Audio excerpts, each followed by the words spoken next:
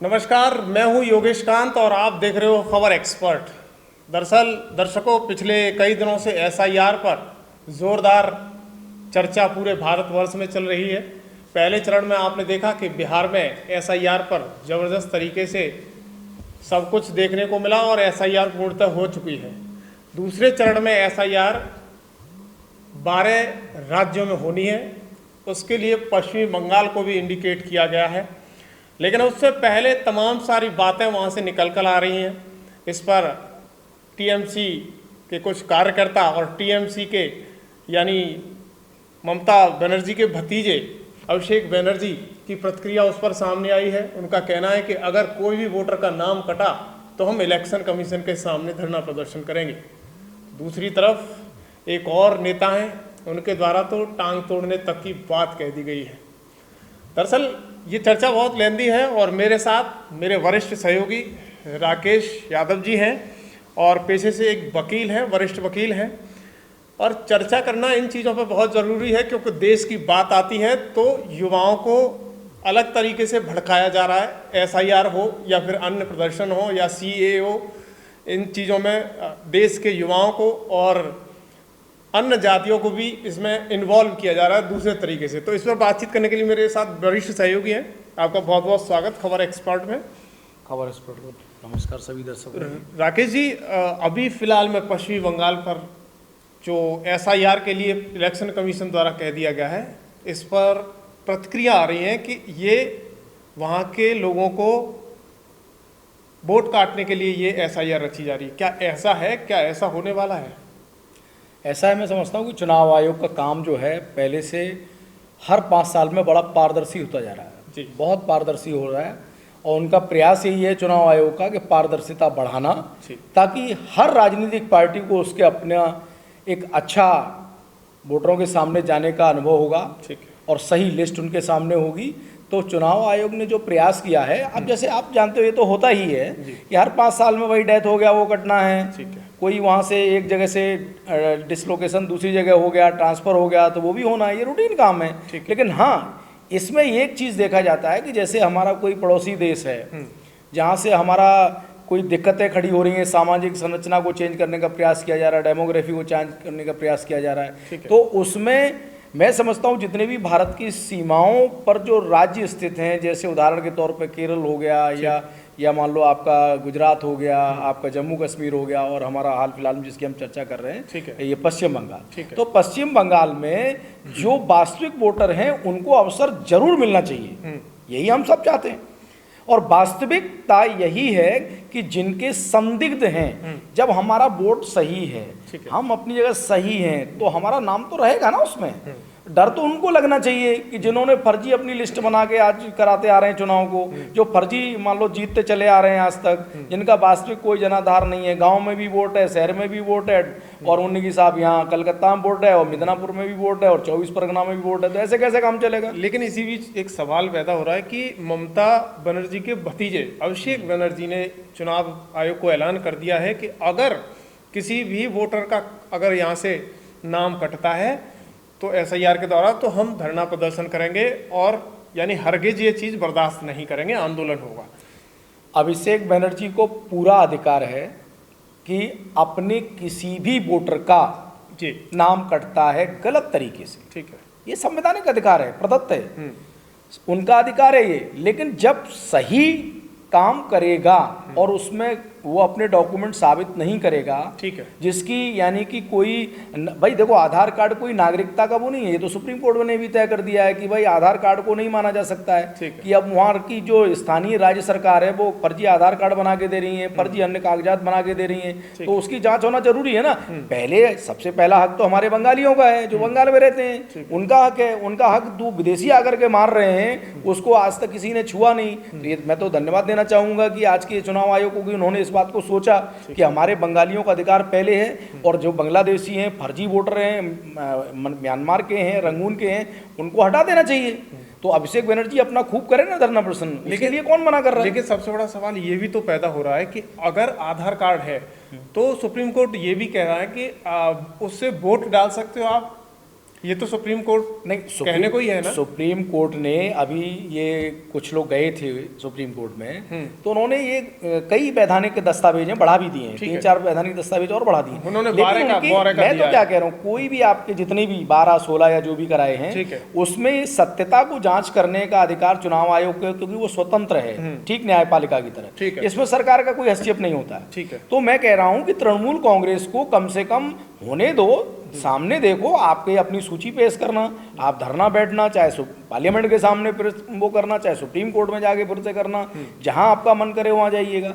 लेकिन जो भी हमारे बंगाली अस्मिता पर प्रश्न चिन्ह खड़ा करेंगी, जो वास्तविक हमारे बंगाली हमारी संख्या है, उस पर जो भी छेड़खानी, कोई भी पार्टी, मैं एक पार्टी की बात नहीं कर रहा हूं, हम तो सीधी बात है, जन के व्यक्ति हैं, जनता की बात कहना चाहते हैं आपके सामने, आपके माध्यम से, खबर एक्सपर्ट के माध्यम से, कि वहां हमारे बंगालियों को प्राथमिकता दी जाएगी, जो वास्तविक वोटर हैं उनका अधिकार नहीं छीना जाएगा। ये चुनाव आयोग ने हमको आश्वासन दिया। लेकिन इस पर सवाल तो ये भी पैदा हो रहा है कि जो सुप्रीम कोर्ट ने 12 डॉक्यूमेंट कहे हैं, जिसमें जाति प्रमाण दे सकते हो, आप अपना वोटर कार्ड दे सकते हो SIR के लिए, आप अपना रेजिडेंशियल प्रूफ दे सकते हो, अगर ये चीज़ें नहीं होती हैं और आधार कार्ड होता है, लोग कहते हैं इसी के जरिए मेरे SIR करो, क्या वो वैलिड होगा? नहीं, उसमें अभी भी 2 दिन पहले भी प्रेस कॉन्फ्रेंस की है चुनाव आयोग ने कि उसको वैलिडिटी को उन्होंने तभी मानेंगे जब उनकी जांच प्रक्रिया से वो संतुष्ट हो जाए। ठीक है, सीधी बात है। आपके डॉक्यूमेंट आपके पास हैं, रखे हुए हैं, और उनको जैसे ही उनकी अपनी सत्यापन की प्रक्रिया SIR चालू होगी, उसमें जो भी आपको कहना चाहते हैं, साक्ष्य देना चाहते हैं, प्रमाण देना चाहते हैं, इसके लिए सारी राजनीतिक पार्टियां स्वतंत्र हैं। और तृणमूल को भी ये सोचना होगा कि सबसे पहले हम गलत जो भी लोग फर्जी वोटिंग अब तक करते आए हैं, वो चुनाव आयोग शायद नहीं करने देगा। इस वजह से ज़्यादा परेशान है, क्योंकि वो सत्ता में बैठी हुई पार्टी है, तो उन्हें सबसे ज़्यादा तकलीफ हो सकता है, उन्होंने कभी फर्जी काम किया होगा तो आज डर रहे होंगे। तो तकलीफ किस बात की उनको? तकलीफ उन्हें इस बात की है कि तकलीफ इस बात की है उन्होंने कि जब उन्होंने पहले मान लो फर्जी आधार पर जो घुसपैठ कराई हो, उनके राशन कार्ड भी बनाए होंगे। अब ये मैं एक शंका के आधार पर कह रहा हूँ कि भाई हो सकता है फर्जी राशन कार्ड बनाए हो, वहाँ से मैंने सुना है कि ढाका से आते हैं लोग चिकित्सा कराने के लिए, यहाँ कलकत्ता में भर्ती हो जाते हैं, और कलकत्ता में भर्ती होने के बाद यहाँ बच्चा जन्म ले लेता है, उसको यहाँ की नागरिकता दे देती हैं। यानी ये तो ये क्या मतलब, यानी मान के चलो वो क्या नहीं कर रही है, आप बताइए, वोट बैंक के लालच में। अरे कम से कम सिख लोगों को जो आए अफगानिस्तान से, उनको क्यों नहीं बसाया कलकत्ता में? जो और भी हिंदू वहाँ से परेशान पीड़ित होकर विदेशों से आए, उनको क्यों नहीं बसाया? तो मैं ये कह रहा हूँ कि भारत धर्मशाला क्यों बना रहे हो भाई? भारत के लोगों को पहले भारत का हक दो। तो पश्चिम बंगाल में आपको तो ये देखना पड़ेगा ना, उन्होंने पहले कोई गलत काम किए होंगे, तो चोर की दाढ़ी में तिनका, तो मुझे तो लग रहा है कि गड़बड़ है कुछ। एक्चुअली विपक्षी सरकार भी कहती है कि जब आप वहाँ SIR की वो जानकारी करवाओगे, उस दौरान आपका ही BLO होगा, आपका ही सक्षम अधिकारी होगा, आपकी ही सरकार है, तो वो आपके अगेंस्ट कैसे जा सकता है? अभी बिल्कुल सही आपने बात कही है कि अभी इन्होंने इतने ट्रांसफ़र किए हैं, परसों ही इतने ट्रांसफ़र किए हैं पश्चिम बंगाल सरकार ने, कि एक सभी जिलों में उन्होंने ट्रांसफ़र कर दिए। अब आपका गृह मंत्रालय आपके पास है, पूरे सिस्टम आपके पास है, फिर डर किस बात का भाई? सारा आपका है, सरकार आपकी है, तो SIR के जो कागजात हैं आपने सामने होने दीजिए, ऐसा तो पारदर्शिता रखिए। ऐसा तो नहीं पुराना रिकॉर्ड निकल के सामने आ जाए तो चोरी पकड़ी जाएगी, यही बात का तो डर हो रहा है भाई। डर किसे होता है? अब आपके पास कोई चीज़ है, आपने अभी नाली में पड़े मिले, लो ज़्यादा बड़ी बात नहीं कर रहा हूँ, अभी मीडिया ने कल, आप पत्रकार बंधुओं ने खोज के दिया है कि नाली में 10-10 हज़ार, 2-2 हज़ार, 1-1 हज़ार आधार कार्ड पड़े मिले हैं, मतपत्र पड़े मिले हैं। तो ये क्या है? कहीं ना कहीं आपने गलत किया, तभी तो नाली में फेंक रहे हो ना। आज नाली में क्यों फेंक रहे हो? अपने घरों में रखो ना, जो भी आपने बनाया काला है। बिल्कुल निश्चित, पूरी दाल काली पड़ रही है यहाँ तो। अच्छा, दूसरा सवाल ये है कि एक फरीद हकीम, वहाँ इनके TMC के एक बड़े नेता हैं और ममता के बिल्कुल नज़दीकी हैं, उन्होंने कहा है कि अगर CAA और SIR पर कुछ भी होता है जो हमारे हित में ना हो, और ऐसा होगा कि अनिहित में हो, जनता के वोट कट रहे हों, या फिर CAA के द्वारा मुस्लिम समुदाय को टारगेट किया जा रहा हो, तो हम टांगे तोड़ देंगे। दूसरा जो CAA का नाम से जो कैंप हो रहा है, ये इलेक्शन कमीशन और इनके गांठ-साठ में अगर हो रहा है, तो इसका खिलाफ हम लोग जाएंगे। और CIA जो कर रहा है BJP और आपका इलेक्शन कमीशन, इसका जो गठबंधन बन रहा है, इसका CAA, इसका खिलाफ हम लोग करेंगे, दरकार होने से उनका पांव तोड़ दिया जाएगा। ये उनका खुला बयान है।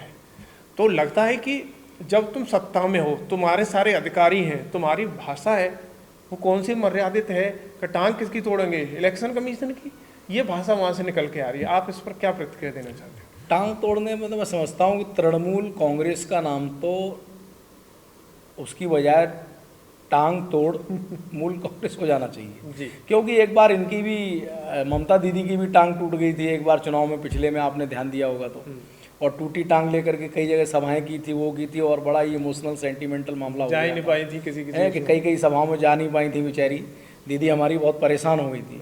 अब मैं तो ये साफ कहूँगा इस बात पे, जो ये कह रहे हैं ये खुली धमकी है। लोकतंत्र में आप चाहे मुख्यमंत्री हों, मंत्री हों, उनके खास हों या राजनीतिक कार्यकर्ता हों, पार्टी के कार्यकर्ता हों, ऐसी बात कहना कि अगर ऐसा हुआ यानी जनहित का होगा तो आप देखिए, ठीक है। जनहित के खिलाफ काम होगा तो आप आवाज़ उठाइए, क्योंकि आप राजनीतिक पार्टियां जरूर उठाइए। ठीक है। लेकिन अब आप कहेंगे हड्डी तोड़ देंगे, भाई हड्डी तो क्यों तोड़ेंगे, उसके लिए सिस्टम है, संविधान है, लोकतंत्र है, बीएनएस की धाराएं हैं, सब कुछ हैं, तो उस पर आप वो लगाइए। आपको अधिकार किसने दे दिया टांग तोड़ने का? लेकिन हाँ, मैं इस टांग तोड़ में मुझे बात याद आई, मैं तो अब कहूँगा इनके लिए, टीएमसी के लिए, कि तृणमूल कांग्रेस अब हड्डी तोड़, और मैं कह रहा हूं बंगाल की कुर्सी छोड़।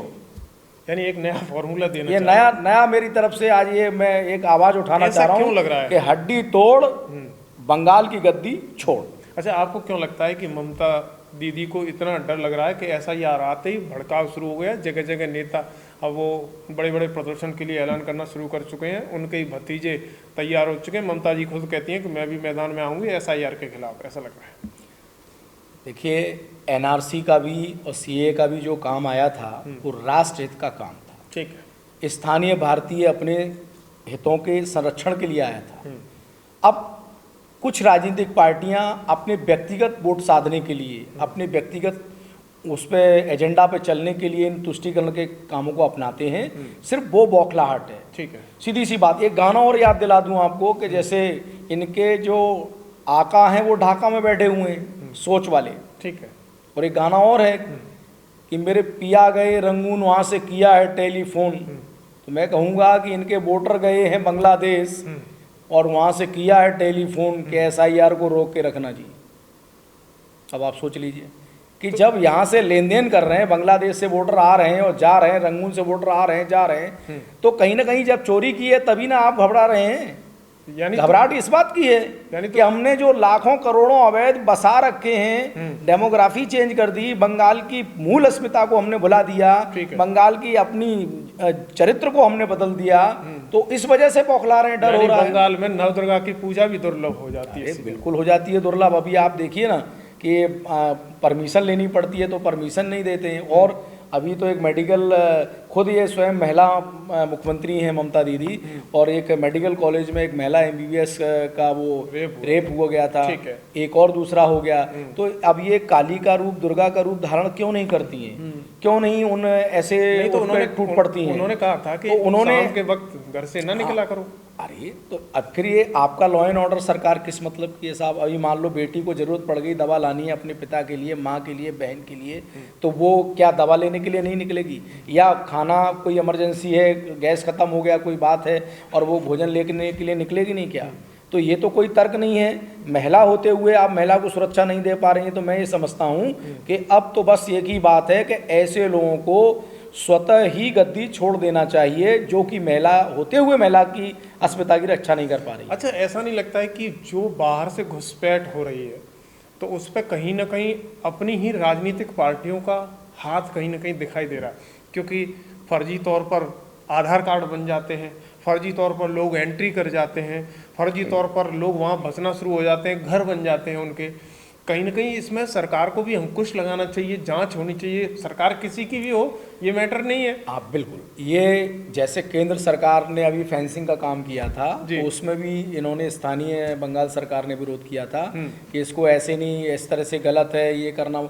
अब आप बताओ कि फेंसिंग करना, बैरिकेडिंग करना, भाई जरूरी है भाई, एक दूसरे प्रत्यारोप आरोप लगा रहे हो। मैं तो कह रहा हूँ दोनों सरकारें अपना अपना काम करें ताकि हम भारतीयों का हित सुरक्षित रहे। भाई राज्य सरकार घुसपैठ ना होने दे, राज्य सरकार गलत इलीगल एंट्री ना होने दे, गलत तो काम होगा ही नहीं जब। और इसी तरह से मैं केंद्र सरकार से भी अनुरोध करूंगा कि जो भी अंतर्राष्ट्रीय सीमा है उनको आप सील करें, लॉक करें, लेजर बीम लगाएं, कुछ भी करें, अत्याधुनिक टेक्नोलॉजी अपनाएं, कोई अवैध एंट्री हो ही नहीं। लेकिन घुसपैठिया नहीं आ पाए क्योंकि ये तो नुकसान भारत के लिए हमारे भारतीय वोटरों का हित हो रहा है। मेरा तो साफ कहना है कि मेरे भारत का जो वोटर है, मेरे बंगाल का जो वोटर है, उसका हक पहले है कि भाई बंगाल का वोटर जो मूल है यहाँ का वही वोट डाले। मैं तो ये चाहता हूं। जब फर्जीवाड़े की आवाज आती है तो बंगाल से ही एक आवाज उठ रही है, शुभेंद्र अधिकारी, उनका कहना है कि 1 करोड़ से ज्यादा फर्जी वोटर पश्चिमी बंगाल में है, जिनमें से हमने 62 लाख लोगों के वो दे दिए आधार कार्ड इलेक्शन कमीशन को जो फर्जी तौर पर हैं, और बाकी अभी शेष हैं। ऐसे में क्या लगता है कि वास्तविकता में इतने लोग वहाँ फर्जी तौर पर आ चुके हैं घुसपैठिए? मेरा तो ऐसा लगता है कि ये जांच का विषय है और इसे सेंट्रल गवर्नमेंट को जांच करना चाहिए सघन तरीके से। राज्य सरकार को भी देखना चाहिए कि किन किन अधिकारियों ने फर्जी राशन कार्ड बनाए, किन किन लोगों ने इसमें सिग्नेचर किए, उनको पकड़ना चाहिए ममता दीदी को। उनका ये उनकी ड्यूटी है कि उस चीज़ को पकड़ें और ये देखें कि भाई ये इतने कहाँ से करोड़ों में संख्या जा रही है, ये कैसे हो रहा है भाई। तो अब कहीं ना कहीं पोल न खुल जाए। कभी तो ये भी लगता है कि भाई कहीं पोल न खुल जाए हमारी, कि हमने लाखों करोड़ों जो धीरे धीरे इतने वर्षों से इकट्ठे किए हैं उस पर कहीं वास्तविकता का पर्दा हट करके वास्तविकता बाहर ना आ जाए। ये डर और बौखलाहट ममता दीदी के सामने आ गई। ये हम देख चुके हैं कि देखो इनको वोटरों का डर है। बिहार में हुई SIR, अब यूपी में भी होगी, लेकिन कहीं भी कोई आवाज़ नहीं उठ रही। लेकिन पश्चिमी बंगाल से ही आवाज़ क्यों उठ रही है? उसका कारण है एक बड़ा सवाल हर जगह पैदा हो रहा है, और जो मतदाता जागरूक है वो भी इस सवाल को पूछ रहा है कि पश्चिमी बंगाल को ही क्यों परेशानी है। नहीं, एक चुनाव आयोग ने ये कोई भी काम शुरू होता है तो एक कदम चल के ही शुरुआत होती है। 28 राज्य हैं, केंद्र शासित प्रदेश हैं। अभी उन्होंने और भी घोषणा भी उन्होंने की है कि हम सभी करेंगे। ये वोटिंग लिस्ट का दुरुस्तीकरण है, सीधी सी बात है। अभी तक किसी ने ध्यान नहीं दिया। अरे जैसे मान लो कि अभी किसी का मिदनापुर में भी वोट है, संथाल परगना में भी वोट है और कलकत्ता में भी रह रहा है, ठीक है, तो ये हटना चाहिए ना।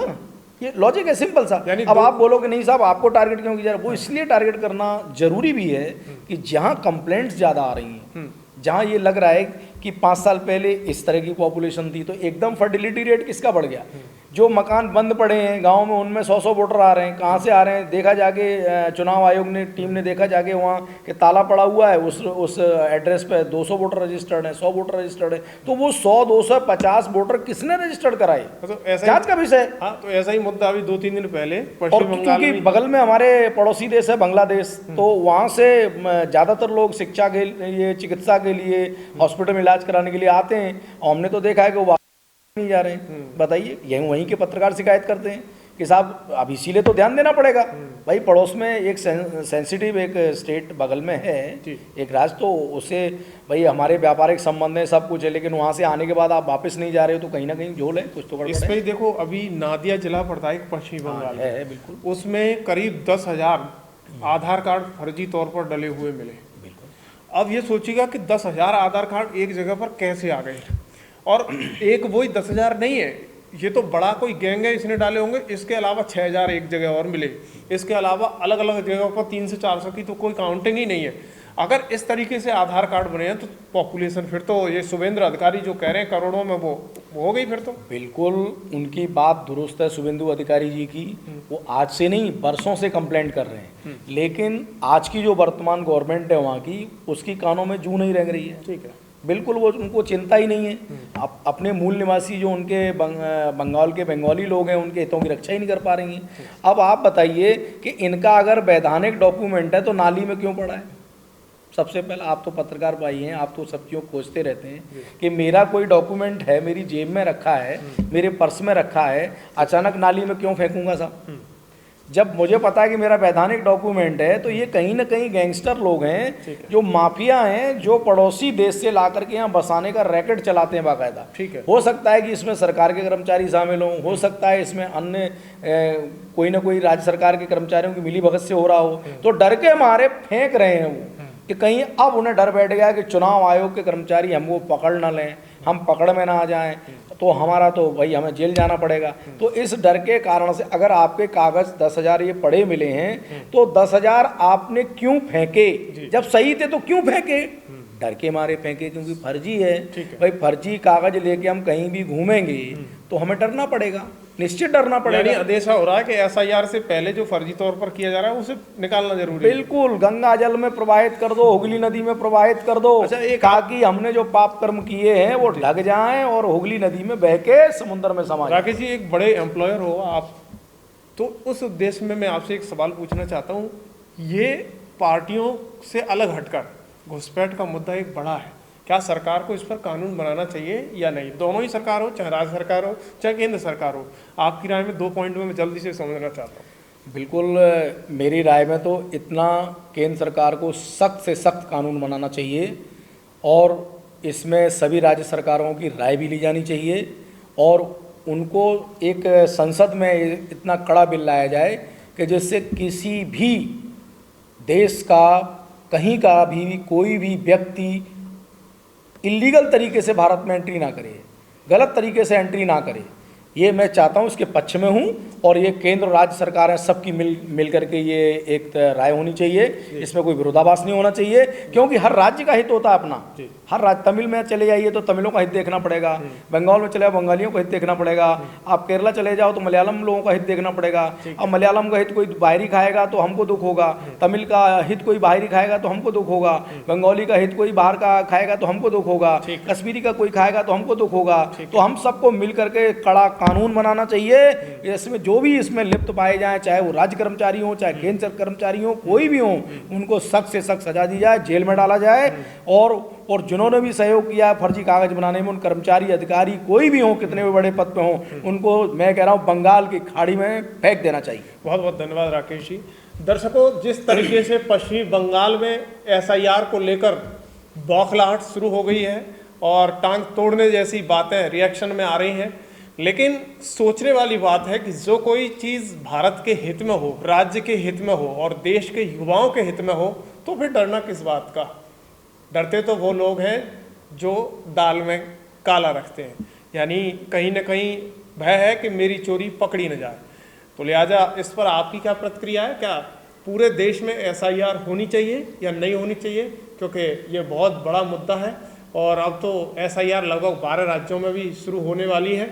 बहुत जल्द वहाँ तमाम सारे बीएलओ, तमाम सारे आला अधिकारी इस एसआईआर पर अपनी जांच करते हुए दिखाई देंगे। लेकिन एक ऐसा भी राज्य है जो डर रहा है, जहाँ के नेता डर रहे हैं।